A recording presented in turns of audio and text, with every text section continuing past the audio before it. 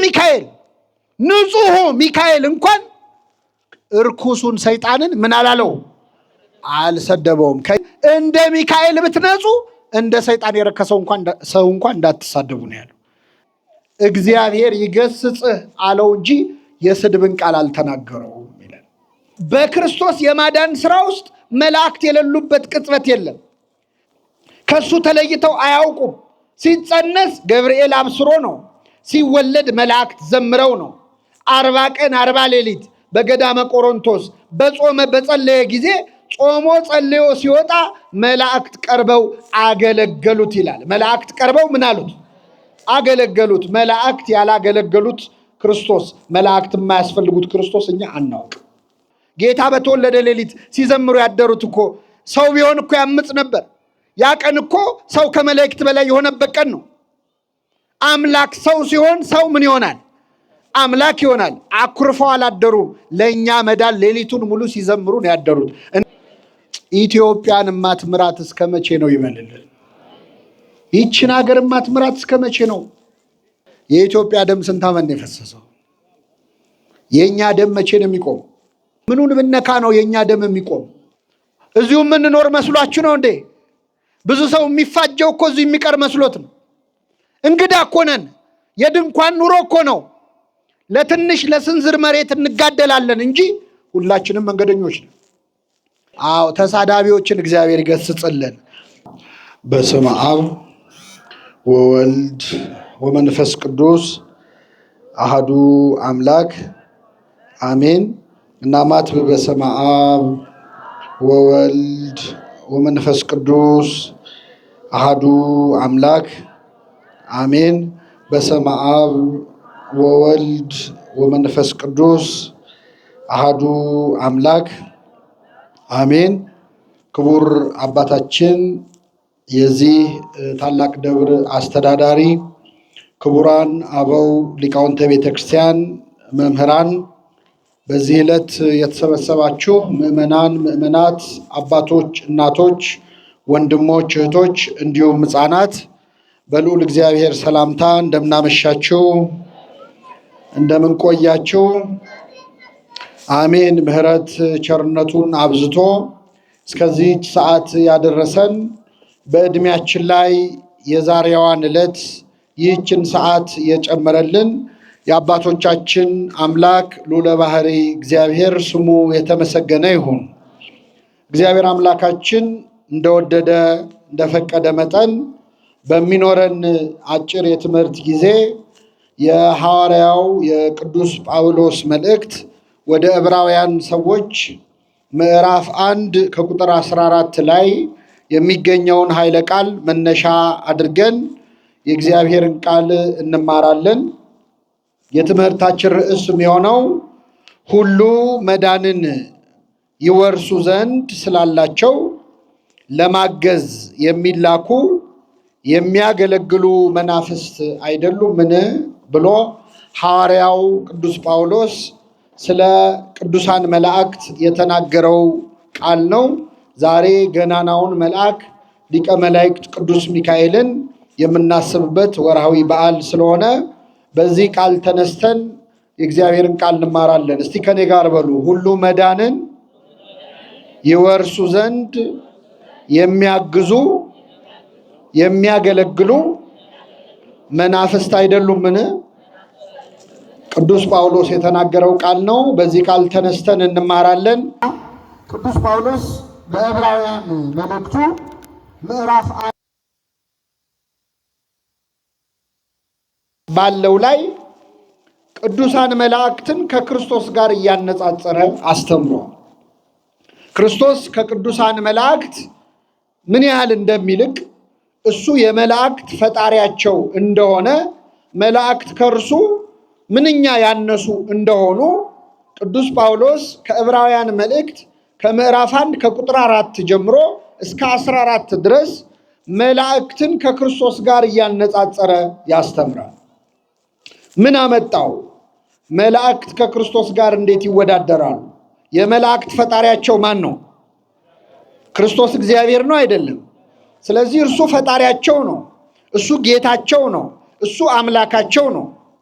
ታዲያ ክርስቶስን ከመላእክት ጋር እያነጻጸረ እርሱ ከመላእክት ይበልጥ የለ ወይ ብሎ ለማስተማር ምንድነው ያስገደደው ካላችሁ፣ ይህንን መልእክት የጻፈው ለዕብራውያን ለእስራኤላውያን፣ እስራኤላውያን ደግሞ በመላእክት እጅ ሕግን ተቀብለናል ብለው እጅግ ይታበዩና ራሳቸውን ከፍ ከፍ ያደርጉ ነበር። ለመጀመሪያ ጊዜ ጳውሎስ አይደለም ይህንን ነገር የነቀፈው። ቀዳሜ ሰማዕት ሊቀ ዲያቆናት ቅዱስ እስጢፋኖስ በመላእክት እጅ ሕግን ተቀብላችሁ ብሎ ይናገራል። ስለዚህ እነ ሙሴ እግዚአብሔር መልአኩን ልኮ ተገልጦ ሕግን የሰጣቸው በመላእክት በኩል ነበር እና ዕብራውያን እስራኤላውያን በመላእክት ክብር አግኝተናል፣ በመላእክት በኩል ሕግ ተሰጥቶናል ብለው ይታበዩ ነበረ። ይህንን የሚያውቀው ቅዱስ ጳውሎስ ለእኛ ለክርስቲያኖች እኮ ሕግን ያወረዱልን መላእክት አይደሉም፣ የመላእክት ፈጣሪ የሆነው ልጁ ወልድ ኢየሱስ ክርስቶስ ነው። እግዚአብሔር በብዙ ምሳሌ በብዙ አምሳል አስቀድሞ ተናገረን፣ በመጨረሻው ዘመን ግን ዓለማትን በፈጠረበት በልጁ ተናገረን ይላል። እስኪ በሉ በልጁ ተናገረን። በምኑ ተናገረን? በወልደ እግዚአብሔር በኢየሱስ ክርስቶስ በኩል ተናገረን። እንዴት በመላእክት በኩል ሕግ ወጥቶልናል ሕግ መጥቶልናል ብላችሁ ትመካላችሁ? እኛን እኮ የተናገረን በመላእክት ሳይሆን በምኑ ነው አለ? በልጁ በወልድ በኢየሱስ ክርስቶስ ነው ካለ በኋላ ክርስቶስ ደግሞ ከመላእክት እንዴት እንደሚበልጥ ዘርዝሮ ይናገራል። ከመላእክት መካከል አንተ ልጄ ነህ እኔ ዛሬ ወለድኩህ ብሎ የተናገረው አለ ወይ?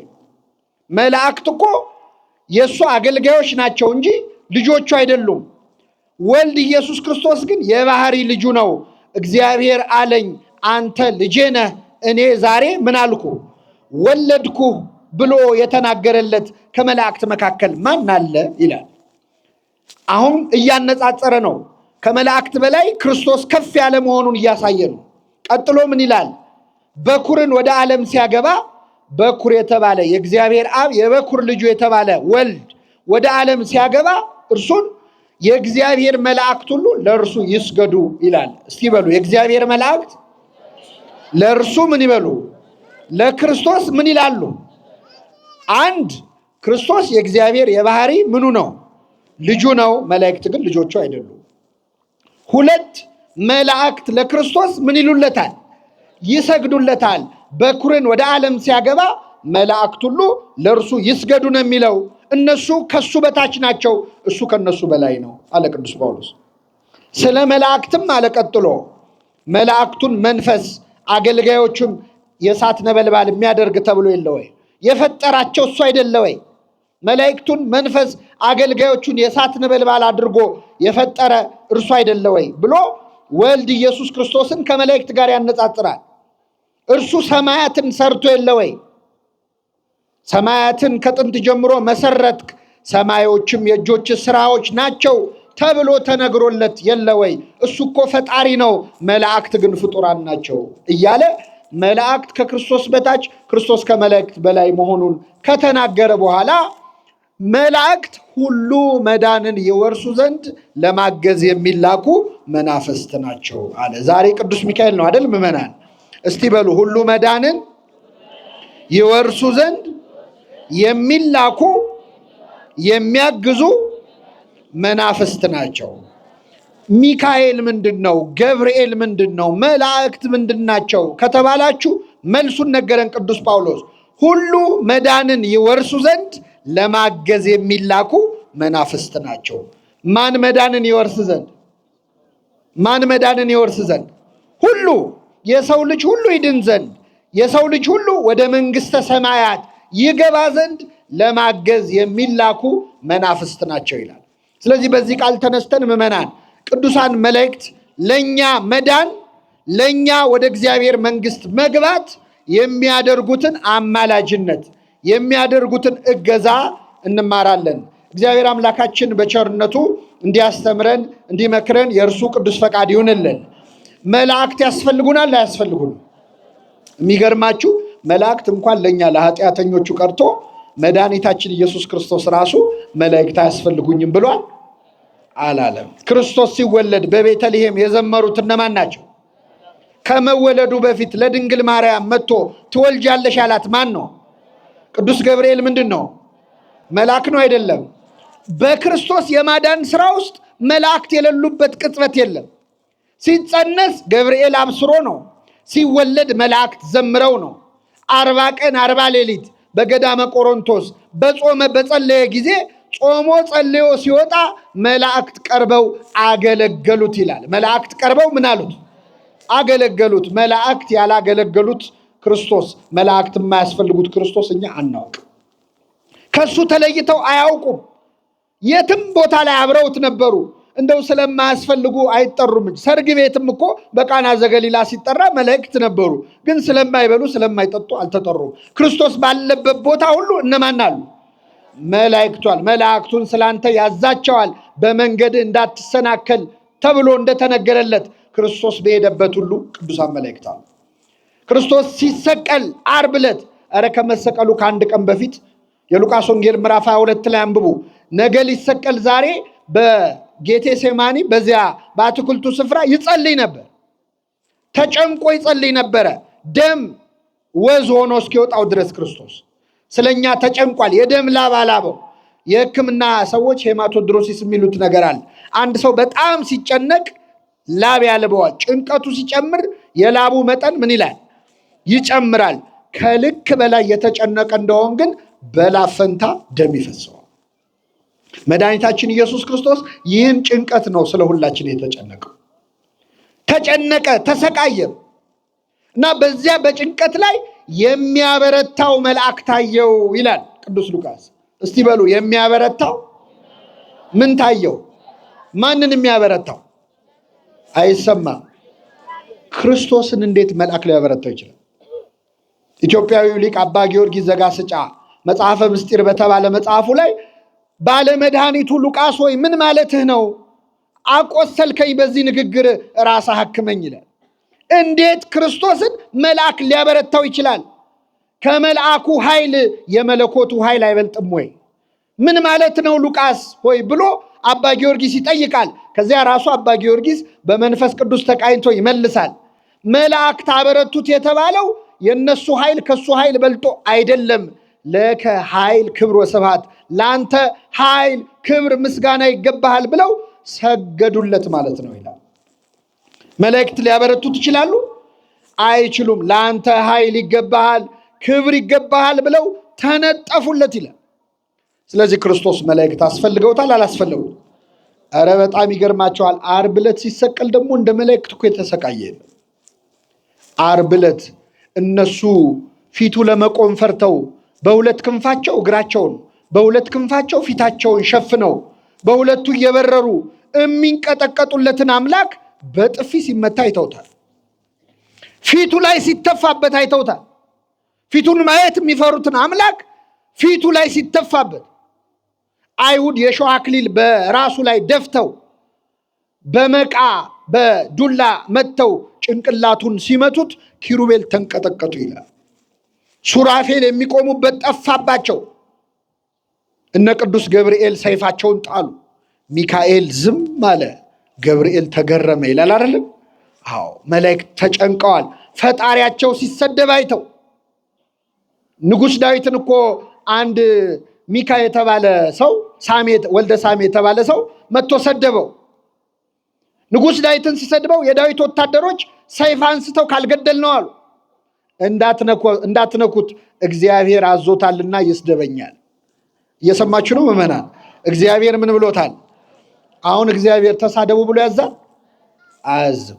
እግዚአብሔር አዞታልና ይስደበኝ ማለት ምን መሰላችሁ? ዳዊት ምንም ቢሆን ኃጢአት ስላለበት የሰራው ኃጢአት ስላለ የዚህ ሰው ስድብ ለስርየት ነው አለ። እግዚአብሔር በዚህ ሰው አድሮ እየመከረኝ ነው። አንዳንዴ እኮ ስድብ ውስጥ ምክር አለ የለም ምዕመናን? ሌባ የሚለው ስድብ ውስጥ እኮ አትስረቅ የሚል ምክር አለ የለም? አለ። ወንበዴ የሚለው ውስጥ አትወንብድ የሚል ምክር አለ። ስለዚህ ዳዊት እግዚአብሔር አዞታልና ይስደበኝ አለ። ወታደሮቹ ግን ተጨነቁ። እንዴት ጌታችን ንጉሳችን ይሰደባል አሉ። ክርስቶስ ሲሰደብ እነ ቅዱስ ሚካኤል ምን ተሰምቷቸው ይሆን? ተንቀጠቀጡ፣ ተጨነቁ። እርቃኑን በአደባባይ ሲሰቀል መተው ከበቡት። ቅዳሴያችንን አልሰማችሁም? ሰራዊተ መላእክቲሁ ለመድኃኔ ዓለም፣ የመድኃኔ ዓለም የመላእክቱ ሰራዊት መተው ስጋውና ደሙን በክንፋቸው ሸፈኑ፣ እርቃኑ ተንቀጠቀጡ። ሲሰቀል መላእክት አብረውት ነበሩ። ከሞት ሲነሳ የመቃብሩን ድንጋይ አንከባለው መቃብሩ ላይ የተቀመጡት እነማን ናቸው? መላእክት ናቸው። መላእክት ያላገለገሉት ክርስቶስ መላእክት የሌለበት ክርስትና እኛ አናውቅም። መጽሐፍ ቅዱስ የተባለው መጽሐፍ ላይ ከትንቢተ ሐጌ እና ከመጽሐፈ አስቴር በስተቀር መልአክ የሌለበት መጽሐፍ የለም። ሁሉም መጽሐፍ ላይ መጽሐፍ ቅዱስ ውስጥ መላእክት አሉ። የዮሐንስ ራእይን ብታነቡ ደግሞ ከምዕራፍ 1 እስከ ምዕራፍ 22 ላይ መላእክት አሉ። መላእክት የሌሉበት ክርስትና፣ መላእክት የሌሉበት ክርስቶስ የለም። ይህንን በእውነት በልቡናችን ያሳድርብን። የሚገርማችሁ እኔ የመጀመሪያዎቹ ክርስቲያኖች እንደውም ከመላእክት ጋር በጣም ፍቅር ነበራቸው። ይህን የሚያሳየው ከመላእክት ጋር ከመተሳሰራቸው የተነሳ አንድ ጊዜ ሐዋርያት ሥራ ላይ ሰብሰብ ብለው ክርስቲያኖች ሲጫወቱ አምሽተው ቅዱስ ጴጥሮስ ታስሯል፣ እስር ቤት ነው ያለው እና ሞቅ ያለ ጨዋታ ላይ ሌሊት በሩ ተንኳኳ። ሲንኳኳ ደነገጡ። እኛንም ሊያስሩን መጡ እንደ ወታደሮች ብለው ደነገጡ። ከዛ አንድ የቤት ሰራተኛ የምታገለግል ነበረች። ሂጂና በሩን ክፈች ተባለች። ሮዴ ትባላለች። እሺ ብላ ሄዳ በሩን ከፈተችው። ስከፍተው የታሰረው ጴጥሮስ ቆሟል። ከእስር ቤት ወጥቶ ቆሟል። ደንግጣ ዘጋችበት። ከዛ ሮጣ መጣች። ምን ነው አሏት።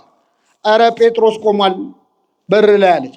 አይ ትቀልጃለሽ እንዴ? እሱ እኮ እስር ቤት ነው ያለው። ጴጥሮስ አይደለም፣ ባይሆን መልአኩ ሊሆን ይችላል አሉ። ማን ሊሆን ይችላል? እግዚአብሔር ያሳያችሁ። የመጀመሪያዎቹ ክርስቲያኖች በር ሲንኳኳ እንኳን መልአክ ሊሆን ይችላል ብለው ነው የሚገምቱት። እንደው ምዕመናን እውነቱን ንገሩኝ፣ ሌሊት በራችሁ ቢንኳኳ ማን ነው ብላችሁ ነው የምትገምቱት? መልአክ ቅዱስ ሚካኤል ነው ብላችሁ ነው የምትገምቱት? እርግጠኛ ነኝ ሌባ ነው። አለዚያ መርዶ ነው አይደለ? ወይ አክስቴ ሞታ ነው በቃ ማን ነው የምንለው። በመሰረቱ የኛ በርም ለመክፈት በጣም አስቸጋሪ ነው። ብዙ መዝጊያ አለው አይደለ? ማታ ማታ ድስት ሁሉ ይሰቀል። ያን ሁሉ አንስተህ ስትከፍተው መልአክ ይሆናል ብለህ አትገምት። የመጀመሪያዎቹ ክርስቲያኖች ግን በር እንኳ ሲንኳኳ መልአክ ይሆናል ብለው የሚጠብቁ ነበሩ። እንደው የመላእክቱን ፍቅር በልቡናችን ያሳድርብን። ስለዚህ መላእክት ያስፈልጉናል አያስፈልጉንም? ምንድን ነው ያደርጉት? አንዱ ሁሉ መዳንን ይወርሱ ዘንድ ለማገዝ የሚላኩ መናፍስት ናቸው። መላእክት ለእኛ መዳን ደስተኞች ናቸው። እንድንድን ይፈልጋሉ። ጌታ በተወለደ ሌሊት ሲዘምሩ ያደሩት እኮ ሰው ቢሆን እኮ ያምፅ ነበር። ያ ቀን እኮ ሰው ከመላእክት በላይ የሆነበት ቀን ነው። አምላክ ሰው ሲሆን ሰው ምን ይሆናል?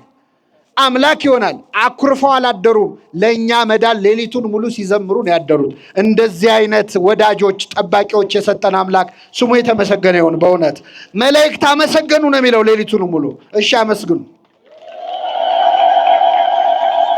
የሚገርማችሁ መላእክት አያገቡም፣ አይጋቡም፣ ሰርግ አያደርጉም፣ አይወልዱም። ግን በሰማይ ቤት የሰርግ ያህል የሚደሰቱት መቼ ነው?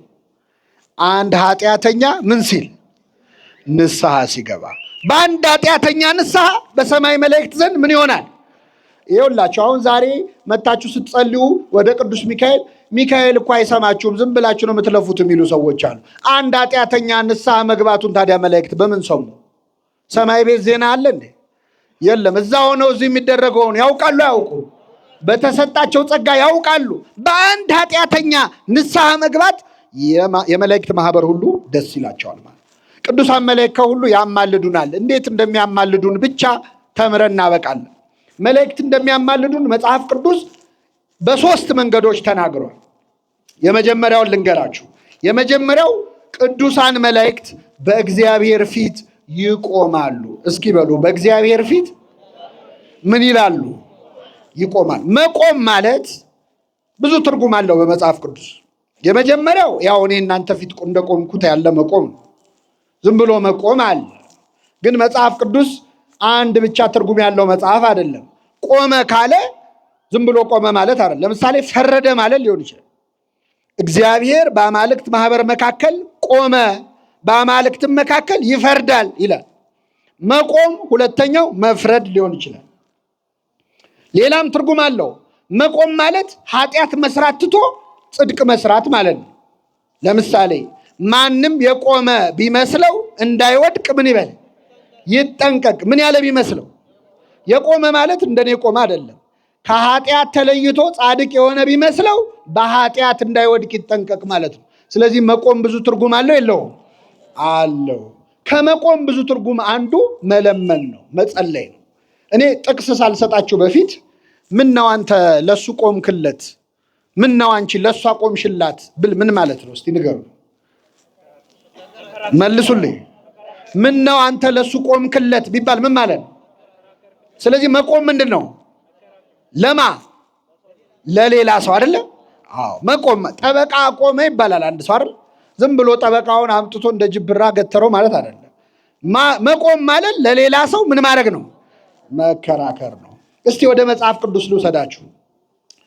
እስራኤላውያን ይገርማቸዋል። ከግብፅ ባርነት እግዚአብሔር ነፃ ካወጣቸው በኋላ እግዚአብሔር ያደረገውን ውለታ ለመርሳት 50 ቀን ነው የበቃቸው። በ50 ቀኑ ውለታውን ረስተው ከወርቅ ጥጃ ሰርተው ከግብፅ ምድር ያወጣህን አምላካችን ብለው ለጥጃ ሰገዱ ይላል። በጣም ያሳዝናል አይደለም? ይህን ጊዜ እግዚአብሔር አዘነ። ሙሴ ሙሴ ሆይ ይህንን ሕዝብ ላጠፋው ነው አለው። ሲለው ሙሴ ለመነ፣ ጌታ ሆይ እነሱን ከምታጠፋ እኔን ከሕይወት መጽሐፍ ምን በለኝ ሰርዘኝ አለ። ይሄ ዘጸአት 32 ከቁጥር 32 ላይ ነው ያለው። ይህንን ታሪክ መዝሙር 105 ላይ ከቁጥር 23 መዝሙር 105 ላይ ነቢየ እግዚአብሔር ዳዊት ድጋሚ ይተርከዋል። ያዳናቸውን እግዚአብሔርን ረሱ ይላል። ከግብፅ ምድር ያወጣቸውን ድንቅ ነገርን በኤርትራ ባህር ያደረገላቸውን ያዳናቸውን እግዚአብሔርን ምን አሉ? ረሱ። በመቅሰፍት ጊዜ የተመረጠው ሙሴ በእግዚአብሔር ፊት ባይቆም ኖሮ ያጠፋቸው ዘንድ ተናገረ ይላል። እስኪ በሉ በእግዚአብሔር ፊት። አይ ደከማችሁ እንዴ? በእግዚአብሔር ፊት ባይቆም ኖሮ ሊያጠፋቸው ተናገረ። ልብ አድርጉ። እግዚአብሔር ሕዝቡን ይቅር ያለው ሙሴ በእግዚአብሔር ፊት ምን ስላለ? ምን ማለት ነው? ስለቆመ ማለት ነው። እግዚአብሔርን ከልሎት ነው አይደ። ባይቆም ኖሮ ማለት ምን ማለት ነው? ባያማልድ ባይጸልይ። ትንቢተ ኤርምያስ ምዕራፍ 15 ከቁጥር 1 ላይ ደግሞ እግዚአብሔር ሲምል ታገኛላችሁ። እግዚአብሔር ተበሳጭቶ በእስራኤላውያን ሲምል ታገኛላችሁ። ከኔ ጋር ናችሁ ምዕመናን? አሁን አንዳንድ ሰው ሲምል ምን ይላል? የሞተች አያቴ ተነስታ ብትመጣ ይላል አይደል? እንደው አባቴ ከመቃብር ቢወጣ ይላል። እግዚአብሔር ምን አለ መሰላችሁ? በእስራኤላውያን ተማረረ፣ አመፃቸው በዛበት። እንዲህ አለ፣ ሙሴና ሳሙኤል በፊቴ ቢቆሙ ልቤ ወደዚህ ሕዝብ አያዘነብልማል። ማናማ ቢቆሙ ምን ማለት ነው? ቢቆሙ ምን ቢሉ? ቢለምኑኝ ማለት ነው፣ ቢጸልዩ ማለት ነው። ስለዚህ መቆም ማለት ምን ማድረግ ነው? መጸለይ። ስለዚህ ቅዱሳን መላእክት ለእኛ ይቆማሉ አይቆሙም? በምን አወቅን? ራሳቸው ነገሩና። የሉቃስ ወንጌል ምዕራፍ 1 ከቁጥር 19 ላይ ሉቃስ 1:19 እኔ በእግዚአብሔር ፊት ምን ምለው ማን ነኝ? ተመልከቱ። ሉቃስ 1 ስንት ነው ያልኳችሁ? መልሱልኝ። ገብርኤል የሚውለው በስንት ነው? በቃ እውቀታችሁ በዛ ዛሬ ማለት ነው። ሉቃስ 1 ስንት ላይ? 19 ላይ ነው። የሚገርም እኮ እኔ በእግዚአብሔር ፊት ምን ምለው። አሁን እግዚአብሔር ፊት አለው እንዴ? እሱ የሌለበት ቦታ አለ? በሁሉ የሞላ ነው። እግዚአብሔርም ፊት የለውም፣ ገብርኤልም አይቆምም። መላእክት የሚታጠፍ የሚዘረጋ እግርም የላቸውም፣ አይቀመጡ አይነሱ። እቆማለሁ ማለት ምን ማለት ነው? እጸልያለሁ እለምናለሁ ማለት። ቅዱስ ገብርኤል ለሁላችን ይቆምልን። እግዚአብሔር ፊት የምቆመው ገብርኤል ነኝ። እምነግርህን እንዴት አትሰማም? ማን መሰልኩ? ተራ መልአክ እኮ አይደለሁም። አሐዜ መንጦላዕት እኮ ነኝ። የሰማዩን መጋረጃ የሚይዝ ለመለኮት የቀረብኩ እግዚአብሔር ፊት የምቆመው ገብርኤል ነኝ አለ። መላእክት ይቆማሉ ማለት ምን ይላሉ ማለት ነው? ይለምናል። አይ ይቆማሉ ይላል እንጂ ለእኛ ይቆማሉ አይልም ካላችሁ ደግሞ ትንቢተ ዳንኤል ምዕራፍ 12 ከቁጥር 1 ላይ ትንቢተ ዳንኤል ምዕራፍ ስንት? ዳንኤል ስንት? ሚካኤል የሚውለው በስንት ነው? አቤት እውቀታችሁ በዛ ዛሬ። ዳንኤል ስንት? 12 1። ቅድም ሉቃስ 1 ስንት ነው ያልኳት? አሁን ደግሞ ዳንኤል ስንት? 12 1 ላይ በዚያን ጊዜ ስለ ሕዝብህ የሚቆመው ታላቁ አለቃ ሚካኤል ይነሳል ይላል። ቅዱስ ሚካኤል ስለ ሁላችን ይቆምልን። ስለ ሕዝብ ምን የሚለው የሚቆመው ሚካኤል የሚቆመው ዝም ብሎ አይደለም የሚቆመው። ስለማን የሚቆመው? ቅዱስ ሚካኤል ለሁላችን ይቆምልን። መላእክት ለኛ ብለው ይቆማሉ፣ ፊት ለፊቱ ይጸልያሉ፣ ይለምናሉ። ስለዚህ ቅዱሳን መላእክት ይቆማሉ ተብሎ ስለተጻፈ መላእክት የመጀመሪያ ያማልዳሉ የምንለው ለዚህ ነው፣ መቆም በሚለው ቃል ማለት ነው። ሁለተኛው ቅዱሳን መላእክት የእግዚአብሔርን ፊት ያያሉ። እስቲ በሉ የእግዚአብሔርን ፊት ምን ይላሉ? ያያሉ። ፊት ማየት ምን ማለት ነው? እስቲ ልጠይቃችሁ ምዕመናን፣ እኔ የሰው ፊት አይቼ ነው የምኖረው ብላችሁ ምን ማለት ነው? የሰው ፊት አይቼ ነው የምኖረው ብላችሁ ምን ማለት ነው? ሜካፕ ነው የምቀባው ነው? ምን ማለት ነው? እንደው እግዚአብሔር የሰው ፊት አያሳያችሁ ምን ማለት ነው? ፎቶ አትዩ ማለት ነው? የሰው ፊት ማየት ምንድን ነው? መለመን ነው አይደለ? እግዚአብሔር የሰው ፊት ከማየት ይሰውረን። የእግዚአብሔርን ፊት ማየትስ ምን ማለት ነው? እግዚአብሔርን ምን ማድረግ? መለመን ነው። ክርስቶስ ምን አለ? ከነዚህ ከታናናሾቹ እዚህ ካሉት ሕፃናት በር ላይ ካሉት ነዳያን አንዱን እንዳትንቁ ተጠንቀቁ አለ። ማቴዎስ 18:18 ላይ አንድ ድሃ ነው ብላችሁ፣ አንድ ሕፃን ነው ብላችሁ፣ አንድ ኃጢአተኛ ነው ብላችሁ አንዱን እንዳትንቁ ተጠንቀቁ። ለምን? መላእክቶቻቸው በሰማያት ያለውን የአባቴን ፊት ምን ይላሉ? አይሰማም። የእግዚአብሔርን ፊት መላእክት ምን ይላሉ? ምን ማለት ነው? ፊት ያያሉ ማለት ነው። ይለምናሉ ማለት ነው። የሰው ፊት ከማየት ይሰውረን፣ የእግዚአብሔርን ግን ፊቱን ለማየት ያብቃል። የእሱን ፊት ያየ ሰው ጸሎቱ ምን ይላል? ይሰማል። ፊቱን ያሳየን አምላካችን። አዎ ፊትህን አሳየን እኮ ነው ጸሎታችን አይደለም? አዎ የክርስቶስን ፊቱን ካየ ነው። የተሳለ የፊቱ መልክ ከዚህ ያለ ይላል እኮ መንግሥተ ሰማይ ያገባ ማለት ነው። ፊቱን አየ ማለት አባ ሲሶይ የተባለ አባት በደዌ ተይዞት ሲሰቃይ ከቆየ በኋላ ያለቅሳል። መነኮሳት ከበውታል። ምን ነው አለቀስ ካሉት፣ ኧረ ኃጢአቴን እያሰብኩኝ ነው፣ ይቅር ይለኝ ይሆን እያልኩ ነው አለ። እንዲህ አባታችን እንዳንተ ያለ ቅዱስ እንዴት እንዲህ ይላል አሉት። ዝም በሉ እኔ ነኝ የማውቀው እያለ ሲያለቅስ ቆየና ድንገት ለቅሶ ቆሞ ፊቱ ፈገግ አለ። ፊቱ ፈገግ አለ፣ ፈካ። ምንድን ነው ፈገግ አለ ካሉት፣ የጌታዬን ፊቱን አየሁት ሳልጸድቅ አልቀርም አለ። አምላካችን ፊቱን ያሳየን። የክርስቶስን ፊቱን ስናይ በነገራችን ላይ ብሎናል እኮ ጌታ። አንዲት ሴት እንዴት ነው ሴቶች ምጥ ሲይዛችሁ በጣም ምጥ ሲበዛ ሁለተኛ አልወልድም ትላላችሁ አይደል? ባላቸው አጠገባቸው ካለ ዞር በልልኝ አንተ የሰራኸኝን እኔ ነው የማውቀው እንላለን። ከዛ አምጣ ልክ ስትወልድ ልጁን ስታየው ምጧን ምን ትለዋለች? ትረሳዋለች። በዚህ ዓለም ብዙ ተሰቃይተን የክርስቶስን ፊቱን ስናየው የዓለም ሐዘን ሁሉ ይረሳናል። አምላካችን ሁላችንን ፊቱን ያሳየን። አዎ ፊት ማየት ማለት መልስ ማግኘት ማለት ነው። ስለዚህ መላእክቱ እያንዳንዱ ሰው የራሱ መልአክ አለው። መላእክቶቻቸው በሰማያት ያለውን የአባቴን ፊት ምን ይላሉ? ስለዚህ መላእክት ያማልዳሉ። ያማልዱ እንዴት? አንደኛ በእግዚአብሔር ፊት ምን ስለሚሉ፣ ሁለተኛ የእግዚአብሔርን ፊት ስለሚያዩ። ይሄ ዙሪያ ጥምጥም ነው። ቀጥታ እስቲ ያማልዳሉ የሚል አሳየኝ ይላል አንዳንድ ሰው። ደግሞ እናሳያለን፣ ምን ችግር አለ? መጽሐፍ ቅዱስ ሙሉ መጽሐፍ እኮ ነው። ትንቢተ ዘካርያስ ምዕራፍ 1 ከቁጥር 12 ላይ ወይ ጉድ! ትንቢተ ዘካርያስ ምዕራፍ ስንት አልኳችሁ? አይሰማም። ከቁጥር ስንት? ሚካኤል የሚውለው በስንት ነው? ኧረ ተው እናንተ ሰዎች እውቀት በዝቷል። 3 ጥቅስ ያዝን። ሉቃስ 1 ስንት? እኔ በእግዚአብሔር ፊት የምቆመው ማን ነኝ? ዳንኤል 1 12 1 አይደል? ዳንኤል 12 1 ደግሞ ስለ ሕዝብ የሚቆመው ታላቁ አለቃ ሚካኤል ይነሳል አለ። አሁን ደግሞ ዘካርያስ 1 ስንት?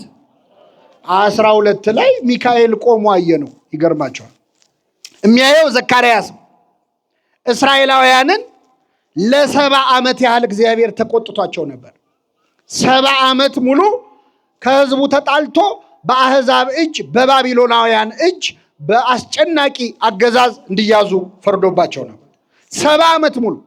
ታዲያ ቅዱስ ሚካኤል በየ5 ዓመቱ እየቆመ ይለምን ነበር። በ10ቱ አርባዕቱ ትንብልና ከምንለው በ14ቱ ምልጃዎችህ ምንለው ሚካኤልን በየ5 ዓመቱ 70 ዓመት ሙሉ እግዚአብሔር ፊት እየቆመ ይለምን ነበር። እና ምን አለ መሰላችሁ? አቤቱ የሰራዊት ጌታ እግዚአብሔር ሆይ 70 ዓመት ሙሉ የተቆጣቸውን የኢየሩሳሌምንና የይሁዳን ከተሞች የማትምራቸው እስከ መቼ ነው አለ ይላል። እስኪ ከኔ ጋር በሉ፣ የማትምራቸው እስከ መቼ ነው? የማትምራቸው እስከ መቼ ነው ማለት ምን ማለት ነው? ምን በላቸው? ለምን መሰለህ? አሁን እኔ አማርኛ አይገባችሁም ብዬ አይደለም የማብራራው። ጎረቤቶቻችን ያሳተሙት የሐሰት መጽሐፍ ቅዱስ አለ እና የማትምራቸው እስከ መቼ ነው የሚለውን ቃል ምን ብለው እንደቀየሩት ታውቃላችሁ? እስክትምራቸው ምን ያህል ቀን ይቀራል? እንደዛ ማለት ነው። እስቲ ልንገራቸው። አሁን ቤት አንድ ልጅ እያመሸ ሲገባ አባቱ አንተ ልጅ የምታመሸው እስከ መቼ ነው ማለት ማምሸት እስክታቆም ምን ያህል ጊዜ ይቀራል ማለት ነው ነው እንዴ? የማትምራቸው እስከ መቼ ነው ማለት ምን በላቸው ነው? ማራቸው ነው። ይህን ጊዜ ይላል መልአኩ ቆሞ። እኔ እንዴት ነው የተለያየ መጽሐፍ ቅዱስ ነው እንደምናምነው? መጽሐፍ ቅዱስ ላይ እኮ ነው ተጽፎ ያገኘ ነው። ዘካርያስ 1 ከቁጥር ስንት አልኳችሁ? የማትምራቸው እስከ መቼ ነው አለ መልአኩ። ይህን ጊዜ እግዚአብሔርም ለመልአኩ በሚያጽናና ቃል ተናገረው። ወደ ኢየሩሳሌም በምህረት ተመልሻለሁ፣ ይቅር ብያቸዋለሁ አለ እግዚአብሔር። ክብር ምስጋና ይድረሰው። በሆነ መልአኩ ለምኖ ተሰማ አልተሰማ? ተሰማ። ምን ብሎ? የማትምራቸው ኢትዮጵያን የማትምራት እስከ መቼ ነው ይበልልን። ይችን ሀገር የማትምራት እስከ መቼ ነው? 70 ዓመት የተቆጣቸውን አለ። ኧረ እኛን ስንት ዓመት ተቆጣን? እግዚአብሔር ስንት ዓመት ተቆጣ? ያቺ ሴት ደሟ የፈሰሰ ሴት ነበረች። ስንት ዓመት ነው የፈሰሰው? የኢትዮጵያ ደም ስንት ዓመት ነው የፈሰሰው? የእኛ ደም መቼ ነው የሚቆመው? ያቺ ሴት ጨርቁን ነክታ ነው። እኛ ምኑን ብነካ ነው የእኛ ደም የሚቆም? ቅዱስ ሚካኤል አሁንም እግዚአብሔር ፊት ቆሞ ኢትዮጵያን ማትምራት እስከ መቼ ነው ይበልልን። አዎ የሚካኤልን ምልጃ ሰምቶ ወደ እስራኤል በምህረት ተመልሻለሁ ያለ አምላክ ወደ ኢትዮጵያ በምህረት ተመልሻለሁ ይበልልን። ሚካኤል ያማልዳል አያማልድም? አዎ ቆሞ የማትምራቸው እስከ መቼ ነው? ስለዚህ ቅዱሳን መላእክት በቀጥታ ቆመው ይለምናሉ፣ ይከራከራሉ። ኧረ ይገርማቸዋል። የይሁዳ መልእክት ላይማ ቅዱስ ሚካኤል ለሙሴ ተከራክሯል። በጣም ይገርማል። ለሙሴ ስለ ሙሴ ስጋ እንዲህ ይላል። የይሁዳ መልእክት ላይ አንድ ምዕራፍ ነው ያለው። የይሁዳ መልእክት ላይ የመላእክት አለቃ ሚካኤል እንኳን ስለ ሙሴ ስጋ ከዲያብሎስ ጋር በተከራከረ ጊዜ እግዚአብሔር ይገስጽህ አለው እንጂ የስድብን ቃል አልተናገረውም ይላል። በጣም ይገርማቸዋል። ሚካኤል ከማን ጋር ተከራከረ? አይሰማም? ከሰይጣን ጋር አይደል? ከሰይጣን ጋር ሲከራከር አለ ሚካኤል እንኳን የስድብ ቃል አልተናገረም ይላል። እንደ ሚካኤል እንኳን ማለት ምን ማለት ነው? አሁን አንዳንዴ ተሳዳቢ ሰው እገሌ እንኳን ዝም አለ ይባላል አይደል? ሚካኤል እንኳን ማለት ሚካኤል ሌላ ቀን ተሳዳቢ ነው ወይ? አይደለም። ለምንድን ነው ሚካኤል እንኳን ያለው ካላችሁ እየሰማችሁ ነው? አዎ ስድብ ኃጢአት ነው አይደለም? ግን ስድብ ኃጢአት ባይሆን በትክክል ስድብ የሚገባው ለማን ነው? መልሱልኝ። ለዲያብሎስ አይደል? አሁን ብናዋጣ ራሱ ይበቃል ስድብ ሁሉ? አይበቃም አይደል? ስድብ የሚገባው ለሰይጣን ነው። መሳደብ ቢገባው ደግሞ ሰይጣንን ከመላእክት ሁሉ የከበረው ማን ነው? ቅዱስ ሚካኤል። ቅዱሱ ሚካኤል ንጹሑ ሚካኤል እንኳን እርኩሱን ሰይጣንን ምን አላለው? አልሰደበውም። ከኛ መሃል ስድብ ያማረው ሰው እኔ እኮ ልጅ አይደለም የምሳደበው እንዲያርገውኝ ይላል። የፈለገ ሰዎች ቢያረጓችሁ የሰይጣንን ያህል ሊያረጉ ይችላሉ? አይችሉም። እሺ እነሱ እንደ ሰይጣን ቢከፉ እናንተ እንደ ሚካኤል ንጹህ ናችሁ? አይደለንም። ግን እንደ ሚካኤል ብትነጹ እንደ ሰይጣን የረከሰው ሰው እንኳን እንዳትሳደቡ ነው ያለው። እግዚአብሔር አንደበታችንን ያዝልን። አሁን እኛ እኮ የማንሳደበው ምናልባት ለማጠራቀም ነው። እኔ አንዳንድ ሰው ዝም ይላል ሲሰደብ። ከዛ ይቆይና አጠራቅሞ እኔ ባለፈውም ትቼልሽ ነው ይላል አይደል? ሲቆይ እንደው ንቀት ማነው ፍርሃት መሰለ ዝምታ ብለን እንሳደባል። ሚካኤል ግን እንደዛ አላደረገም። እግዚአብሔር ይገስጽህ አለው አይደል? ማን ይገስጽህ? አዎ ተሳዳቢዎችን እግዚአብሔር ይገስጽልን። ስለማን ስጋ ነው የተከራከረው ሚካኤል ከሰይጣን ጋር? ስለ ሙሴ ስጋ። ምን መሰላችሁ? ሰይጣን የሙሴን ስጋ ፈልጎት ነበር ሊወስደው፣ ነፍሱን ወደ ሲኦል፣ ስጋውን ደግሞ ወስዶ እስራኤል በጣም ይወዱት ስለነበር ሊያስመልከው ፈልጎ ኃጢያን ሊያሰራበት ፈልጎ ነበር። አይገርምም? ሰይጣን ሲለው የቅዱሳን አጽምን ያናንቃል፣ የነሱ ምን ክብር አለው የትስብእት ጣል ይላል። ሲለው ደግሞ አምጣ ብሎ ከሚካኤል ጋር ይከራከራል። የሚካኤልን የሙሴን ስጋ ይገርማቸዋል። ቅዱስ ሚካኤል አትነካውም ብሎ ስለ ሙሴ ተከራከረ። ስለ ሙሴ የተከራከረ ሚካኤል ለሁላችን ይከራከርልን። ለሙሴ ስጋ የለመነ የተከራከረ ሚካኤል ለእኛ ነፍስ እንዴት አይከራከርም? ይቆማል። ማረው፣ ይህ ነፍስ ይገባል ለእግዚአብሔር፣ ለሰይጣን አሳልፈ አትስጠው ብሎ ከሰይጣን ጋር ይከራከራል። ቅዱሳን መላእክት ለእኛ ቆመው የሚለምኑ የሚጸልዩ ናቸው። ሁሉ መዳንን ይወርሱ ዘንድ ይላል። ሁሉ መዳንን ምን ይሉ ዘንድ? እነ ሚካኤል ሁላችን መንግስተ ሰማያት ብንገባ ደስ ይላቸው። ሁላችን ብንገባ። መላእክት ምቀኞች አይደሉም። ወደ እነሱ በሚመጣው ህብረት የሚቀኑ አይደሉም። እና አቡነ ተክለ ሃይማኖት ከ24ቱ ካህናተ ሰማይ ጋር 25ኛ ሆነው ሲያጥኑ አልተመቀኙም። መላእክት ደስ ብሏቸው አብረው ዘመሩ። እነ ቅዱስ ያሬድ ተነጥቀው መዝሙር የመላእክትን ምስጋና ሲሰሙ መላእክት አብረው ዘመሩ እንጂ አልተበሳጩ።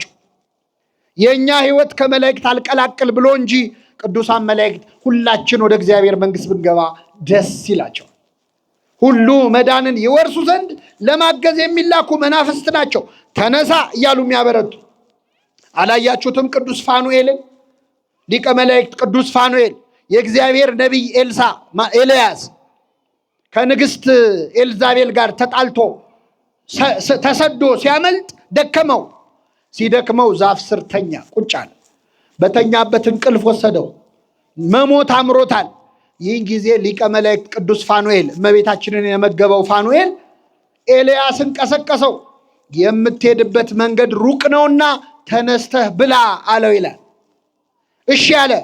ቀና ብሎ ሲያይ ከፊቱ በመሶብ ምግብ ቀርቧል። ከዛ ጽዋ የሚጠጣም ቀርቧል። ትንሽ በላ፣ ትንሽ ጠጣ። እንቅልፉ አስቸገረውና ተመልሶ ተኛ። ቀሰቀሰው ደግሞ የምትሄድበት መንገድ ሩቅ ነውና ተነስተህ ብላ አለው። 3 ጊዜ ቀስቅሶ አበላው። በዚያ ምግብ ኃይል እስከ እግዚአብሔር ተራራ 40 ቀንና 40 ሌሊት ተጓዘ ይላል። ኤልያስ 40 ቀን 40 ሌሊት ሳይበላ ጾመ ሲባል ጥርግ አድርጎ በልቶ ነው። በነገራችን ላይ እሺ፣ መንፈሳዊ ምግብ በልቶ ድብና አድርጎ በልቶ ነው። በዛ ምግብ ኃይል እስከ እግዚአብሔር ተራራ ደረሰ ይላል። ይህ ምሳሌ ነው ምዕመናን። ለኤልያስ የተደረገው ለሁላችን ይደረጋል። እንቅልፍ የተባለው ኃጢአት ነው። አንተ የምትተኛ ንቃ፣ ከሙታንም ተነሳ፣ ክርስቶስ ያበራልሃል ይላል። በኃጢአት ምክንያት ስናንቀላፋ መላእክት ይቀሰቅሱናል፣ ለንስሐ ይቀሰቅሱናል። ተነስ ይሉናል። ንስሐ ግባ ማለት ነው።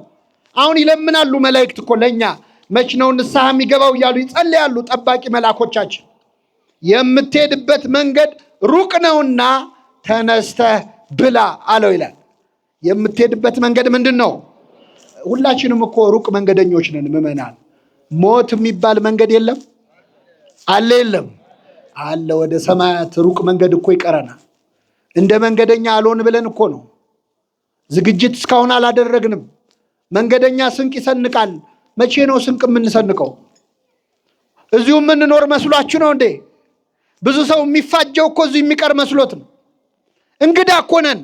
የድንኳን ኑሮ እኮ ነው። ለትንሽ ለስንዝር መሬት እንጋደላለን እንጂ ሁላችንም መንገደኞች ነን። ተነስ አለ መልአኩ። የምትሄድበት መንገድ ሩቅ ነውና ተነስተ ብላ ማለት ምን ማለት መሰላችሁ? ከኃጢአት እንቅልፍ በንስሐ ተነስተ የክርስቶስን ስጋና ደም ምን በል ተቀበል ብላ አለው። በላ። ከበላ በኋላ ግን ወዲያው መልሶ ተኛ። ንስሐ እንገባና እንቆርብና መልሰን በኃጢአት እንተኛል። ይቀሰቅሱናል መላእክት። ድገም። ምክንያቱም ስጋዬን የበላ አይደለም የሚለው፣ ስጋዬን የሚበላ ነው የሚለው። ሁሌ ስጋውን ደሙን መቀበል አለብን የለብንም? አለብን። እና ለሶስተኛ ጊዜ ቀሰቀሰው። በዚያ ምግብ ኃይል እስከ እግዚአብሔር ተራራ 40 ቀንና 40 ሌሊት ተጓዘ ይላል። እስከ ምን ተራራ? ከኔ ጋር ናችሁ? እስከ ምን ተራራ? የእግዚአብሔር ተራራ የተባለች መንግስተ ሰማያት ናት። ስጋውን ደሙን ከተቀበልን በስጋው በደሙ ኃይል እስከ እግዚአብሔር ተራራ እስከ መንግስተ ሰማያት እንገባለን። የሚቀሰቅሱን መላእክት ናቸው። ሁሉ መዳንን ይወርሱ ዘንድ ለማገዝ የሚላኩ መናፍስት ናቸው። ቅዱሳን መላእክትን የሰጠን አምላክ ስሙ የተመሰገነ ይሁን። የሰማነውን በልቡናችን ያሳድርብህ።